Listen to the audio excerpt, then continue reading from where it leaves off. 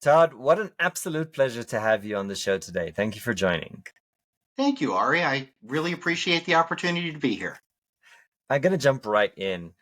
Over the last, 20 to 30 years, this shift to the cloud has brought some pros and cons. And I'll quote a movie and say, nobody really understands the cloud. So let's jump into that a little bit. And I want to look at this from a security perspective. What have we gained and lost in this transition to the cloud? Well, I think the most important thing we've gained is one leg of the security triad, which is really availability. There are certainly other benefits to the cloud, but I think from a security perspective, you have confidentiality, integrity, and availability. When you use AWS or Google Cloud Compute, one of their basic guarantees is that if you spend enough money, uh, we'll make sure your stuff is 100% available, or 5 nines or whatever your SLA actually is. But it's usually much higher than you could get uh, on your own. So I think that's been a huge advantage. I think certainly at the smaller end of the scale and the higher end of the scale, you have economies of scale that you didn't have when you ran your own data center for everything. But I think we've lost a couple of things. We've lost control of our security and privacy in a lot of ways. It's very much a black box.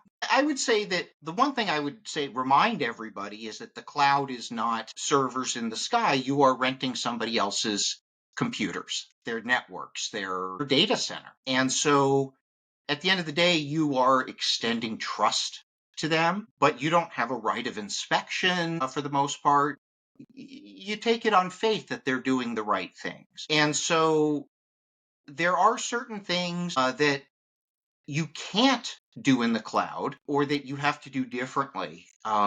Which is why a lot of times the government has to use GovCloud instead of the commercial side of the house and things like that. And why you're starting to see a rise in products that focus on, and when I say client, in this case, I really mean, the hyperscalers customers, the cloud providers customers, where the encryption and the data, some of the data processing is done by the customers before it's even shared with the cloud provider, just to solve that problem. And then you have folks like 37 Signals that are kind of going in the other direction and saying, no, we're pulling all our stuff back in house. We're going back to the data center model. So I think it's a net win for most people most of the time. But I think on the security front and on the certainly on the understanding the pricing models, they're all very transparent about it, but it's very difficult to calculate 12 dimensions of cost Yes.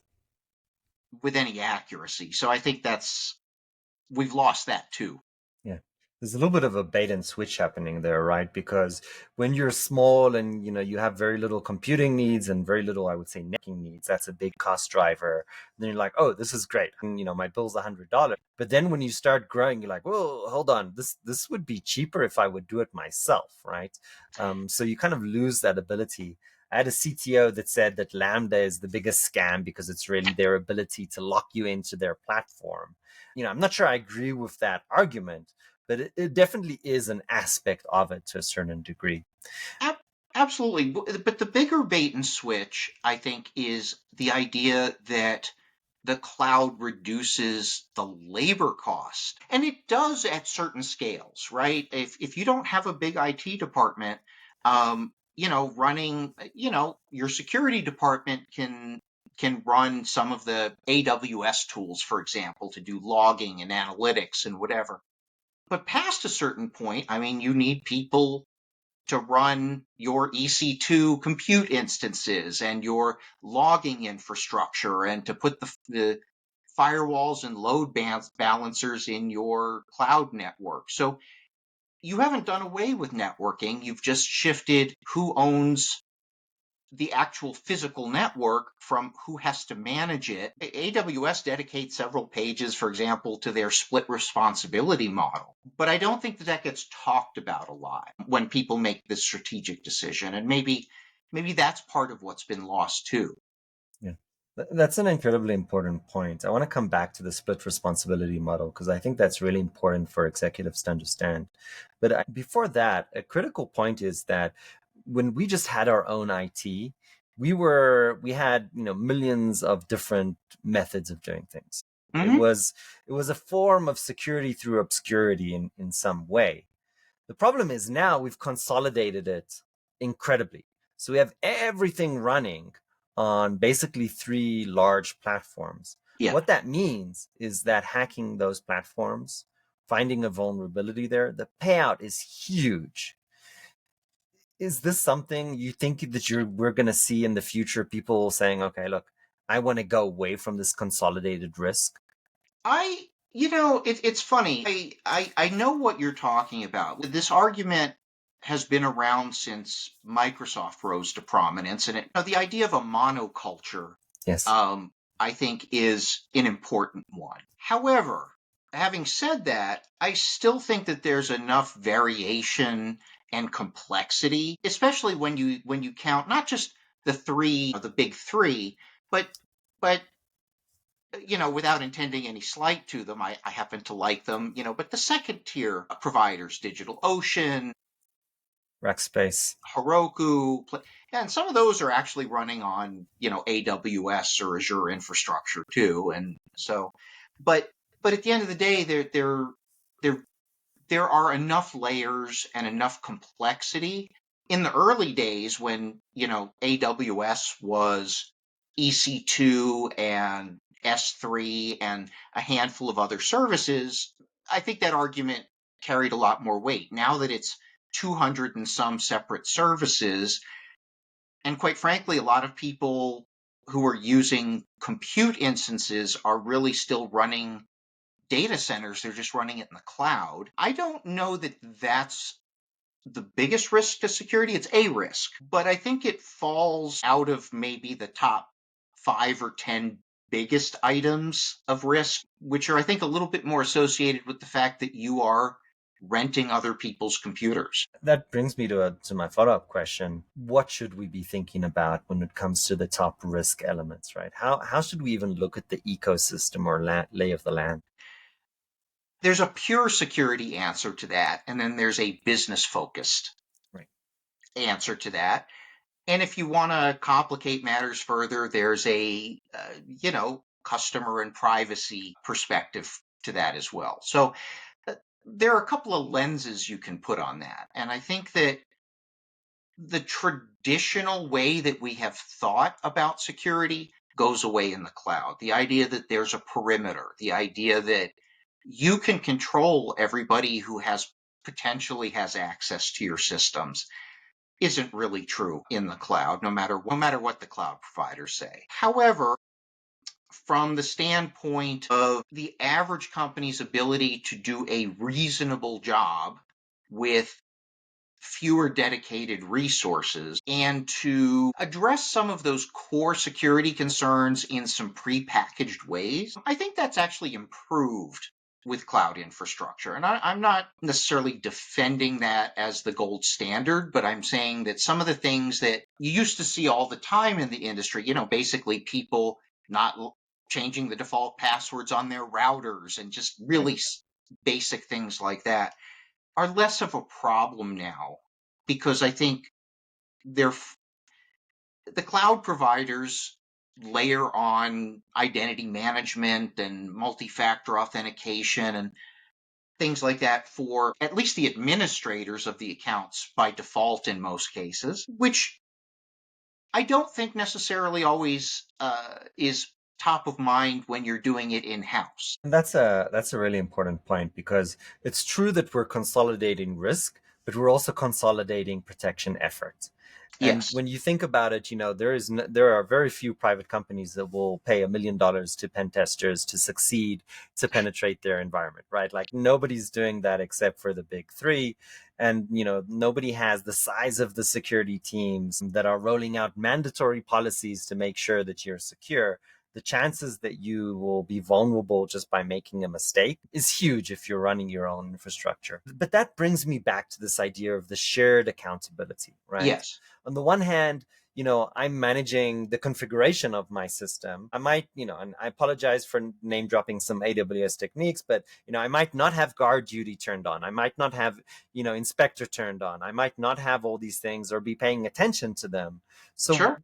how does that basically balance out what I'm doing versus what Amazon's doing? I mean, the patching of my servers at the end of the day are my responsibility.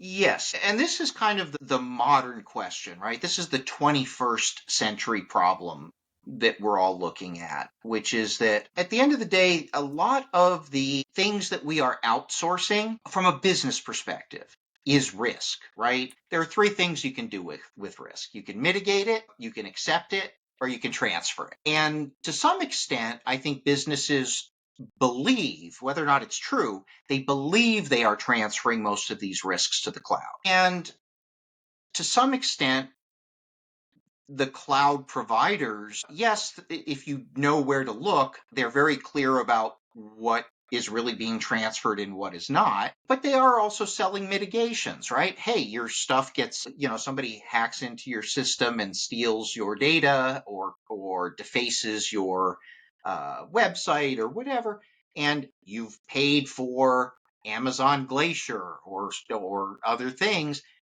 You've got recovery options. And again, these are things that would just be another cost center in-house. And so it doesn't do away with those business continuity risks and those security risks, but it opens the door at least to, on some level, pre-packaging the solutions as well. The reason I'm not cheering that more, though, is that the underlying issue of security being seen purely as a cost center is no better and possibly no worse under the modern cloud paradigm than it was before.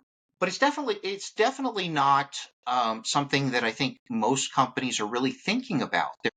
They're thinking about compliance Right. when they outsource this stuff. And AWS and I keep saying AWS because they're the top of mind, right? They're the Yeah. 800-pound gorilla. But Azure, Google Cloud, all of the others, they are essentially selling compliance. And if you look at their compliance pages, they have dozens of certifications. We comply with this, we comply with it. We're HIPAA compliant, we're Right. PCI compliant, we're doing all of these things right. But compliance is not security. And Hold on. Let's back into that for a second. sure, That was a non-trivial understanding that I had when I went through my first ISO 27001 working with the consultant. I would argue that compliance sometimes is security, but sometimes it's not at all.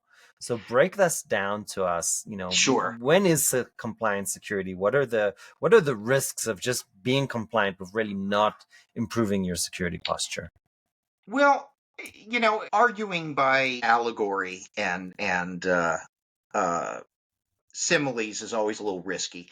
But there's a great meme on the internet, and anybody who takes 5 minutes can find it. There's a picture, there's a close-up picture of a gate with a lock on it, and underneath it says compliant. And then it pans back, and you see that the gate is standing in the middle of a field, and there's no fence. And they're like, no security. Because right, I mean, a lot of times compliance is a checklist. You either do it or you don't do it, and a lot of the compliance items are related to security, right? If you're doing these things, you have met some security objective. So I don't want to imply that every security framework or compliance framework is worthless, just that it's insufficient by itself. It's a piece of what makes us secure. And so when companies think just in terms of compliance, and some things are more security oriented than others, great case in point being SOC audits, which aren't even, they're really reports, right? Yes. But people treat them like they're the gold standard of security auditing. And from a business perspective, you have to have them, but they don't actually guarantee anything other than the fact that third party says that management is doing what management says they're doing. That's incredibly important. Really, what these audits are, ISO, SOC, and others, is say what you're going to do Hmm. and then do it. Right. There is no measurement of the level to which you're doing it properly. In That's fact, correct. in the audit processes, what they're going to do is they're going to say, okay, just show me evidence that you're doing what you said you were doing. That's it. So, Hmm. so my argument is compliance is really level zero. It's a language for us to talk about in terms of, what are the different buckets that we need to think about. Yes. And then from there, the maturity of your security posture, I don't know that there is a great way for us to measure that today. Well, you just hit on something that is a kind of a soapbox of mine, which is that we don't measure process maturity. I'm not saying practitioners don't. I'm not saying experts don't. I'm not even saying that there aren't businesses that don't do that. I'm saying culturally, Mm. the business culture is not focusing on process maturity around security. They're looking at it as, have we met the minimum so that we don't get shut down?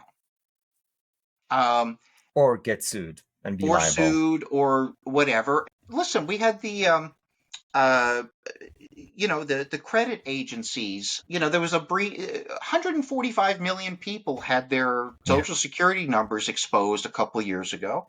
The the penalties were literally barely a slap on the wrist. Um,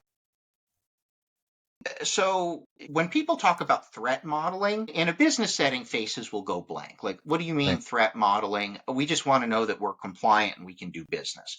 Yeah. But some of that threat modeling is about those costs, not even just financial or regulatory, but damage to the brand, damage to public trust, damage to the individual customers that companies are serving. And so when we ignore that and just talk about, are we compliant, it's not really taking that broader picture into mind. It's just taking the short term business objective in mind.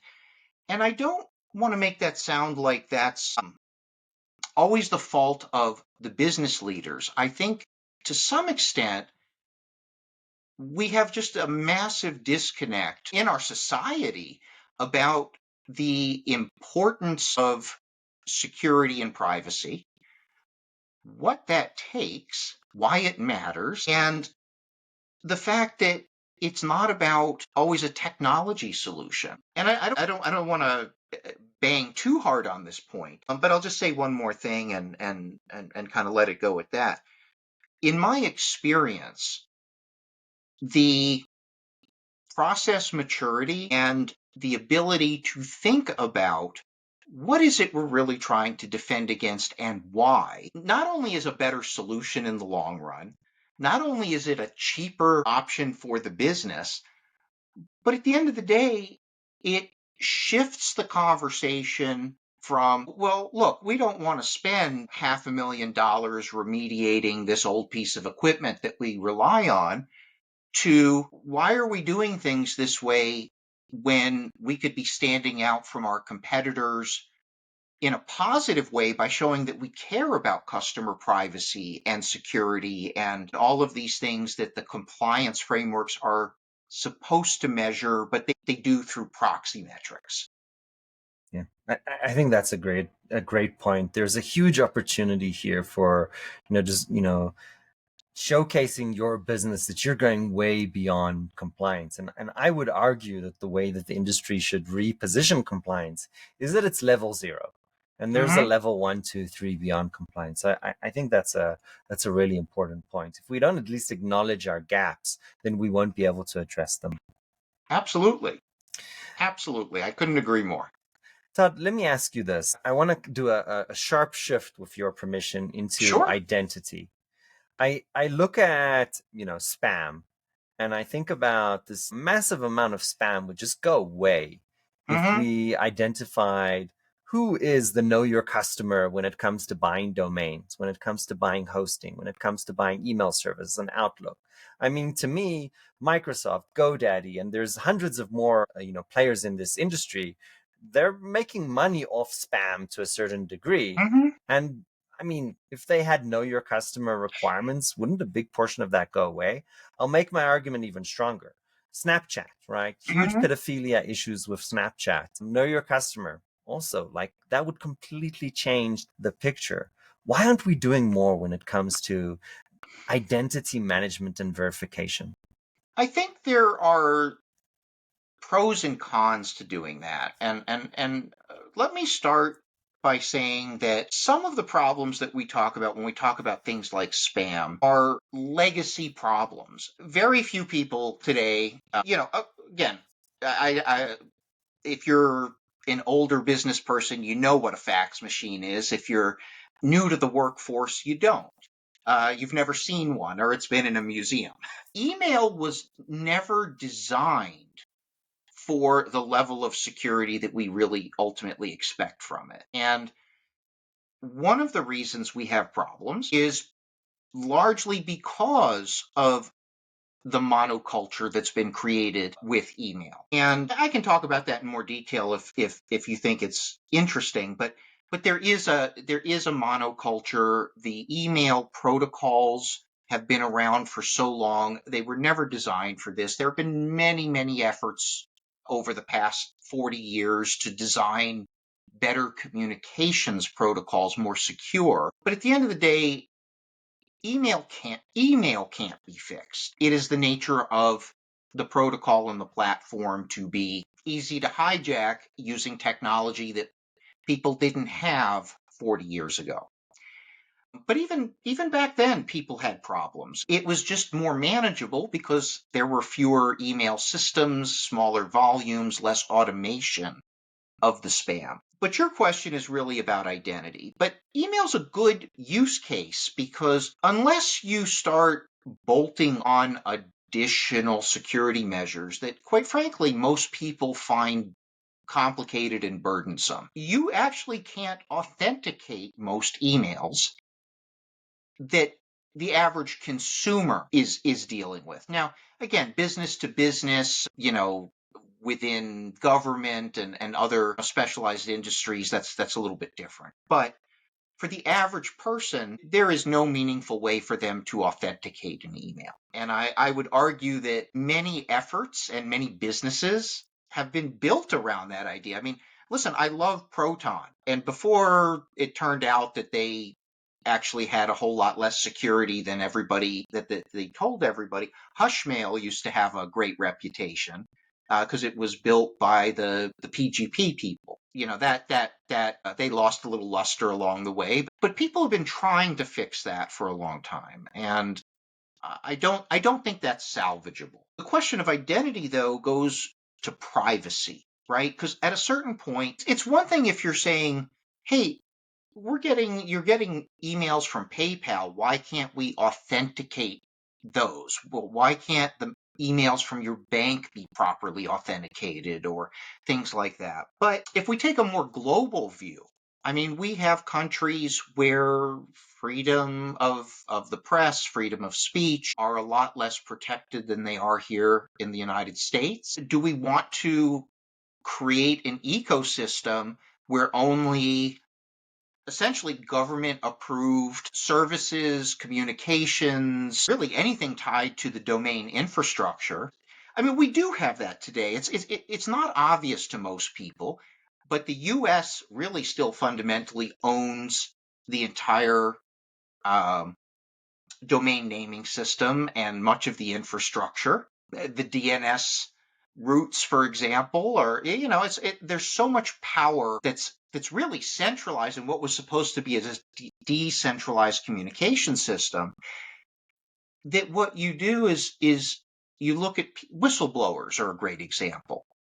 If you can't get an email account without showing three forms of ID, can you blow the whistle? And I think uh, that's something that we have to think about when we talk about that. Is the cure worse than the disease? I mean, I would say that if we went down this path, that would create a black market for sure. There's a need here And black markets tend to fill needs when there's over government's regulation. So I would agree with that.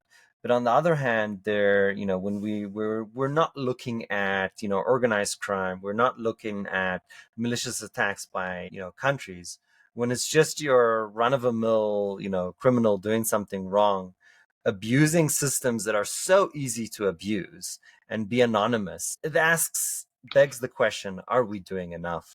And we're Well, not going to answer that today, but I think at least no, talking about it is but I valuable. will tell you, just on a philosophical level, I think Mm, that the argument that because there are bad people in the world that good people should pay the price too, I think mm. is just it's not a sustainable argument. And I think that's been the crux of the privacy and security debate for as long as I've been in the business. I don't think it's going to go away. I think and it does evolve with the technology, but I at the end of the day I fall on the side of saying I think the price we pay for freedom is sometimes the inconvenience of dealing with the fact that there are bad actors in the world and we can't necessarily prevent everything that they might do. That's incredibly insightful. There is a dynamic trade-off between, our fundamentals of freedom of speech, and the ability for other people to abuse those freedoms. I appreciate it. Todd, we have only one scripted question in this interview, and it's a difficult one at that. If you had to go back to 20-something-year-old Todd, what would you advise him? 20-year-old Todd had a lot of experience with very rigorous cybersecurity, and it was a security first approach to many things.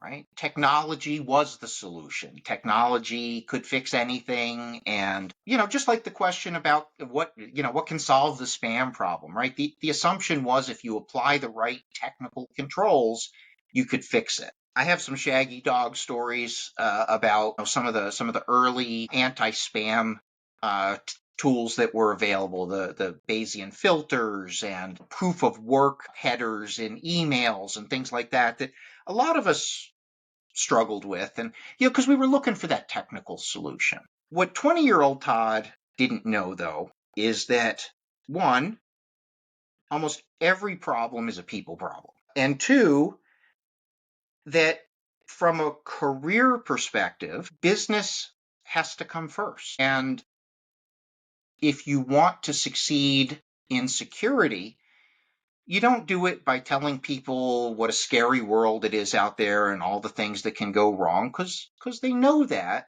but they're tired of hearing it. What 20-year-old Todd needed to know was that your best friend in security isn't the IT guys or the finance people or the auditors. It's the salespeople. Mm, It's the marketing people. And that at the end of the day, if you define their risks, which in turn, if they're doing their jobs, reflect their clients and customers' risks, right. you are serving the public good, but you are also taking an approach that is scalable, much more achievable, and in the long run, just more effective. If you don't mind, I have one shaggy dog story that I think illustrates this really well. Go ahead. I did some work for a pharmaceutical company many years ago, and as happens in any heavily regulated industry, they had some security problems, and the regulatory oversight body had sent them a "you've been naughty" letter, and they had to do something about it. And so this was at a time when the particular systems in question didn't have any technical countermeasures. I mean, there really were there was nothing you could buy off the shelf that would solve their problem. So they hired a whole lot of people for a whole lot of money before they came to me, and I went in and I took a look at the problem, and I quickly realized that this was not solvable the way they would like to solve it. And I realized that what's their goal? Their goal is to keep selling pharmaceuticals, to be able to keep making them. So how can we do that? Well, what I did was went off and I spent a couple of weeks putting together a new process. And it was an administrative control. It was about yay thick, right? I mean, it was a hefty tome, but when you got right down to it, it was just a manual process of checking that things were the way they were supposed to be and being able to produce the right evidence to the auditors. And I went to them with this, and they said, the regulatory agency will never, ever accept something that simple. Hmm. I mean, it was, again, there was a lot of how to do it, but I mean, it boiled down to, you know, a handful of checklist items. You know, wouldn't even fill half a page in terms of what we were really trying to accomplish. And I said, listen, I know this seems too easy, but it meets the goal. It meets your business goal. It meets the regulatory goal. Give it a try. What do you have to lose at this point? They did. Not only did they close their findings with stellar success, it was so easy and so obvious in hindsight. They actually rolled it out to not just to that manufacturing plant, but to the entire company. And to the best of my knowledge, they're still using it today. Now, 20-year-old Todd wouldn't have known how to do that. And 20-year-old Todd couldn't have sold it because he couldn't have convinced them to try it his way. But I think that the valuable lesson here is that the solutions that people want aren't always the solutions that they ask for. Sometimes what people do, have you ever heard it called the XY, an XY problem? Hmm. You have problem X and you've decided that solution Y is the way to fix it. So you spend all your time chasing after solution Y, but you're not really solving for X anymore. You've gone down this other rabbit hole. And so to me, it's all about going back to those root causes. And if I can borrow from the agile movement, what is the simplest thing that could possibly work? And that's usually the right answer from a cybersecurity perspective. I couldn't agree more. The famous saying is right. I don't have the time to write a one-pager letter, so I'm writing you 7 pages. I can't remember who's the politician that is acclaimed to saying I that. like that though. Todd, thank you so much for your time today. This has been an absolute pleasure. I appreciate you. Thank you, Ari. It's been absolutely my pleasure, and look forward to talking to you again.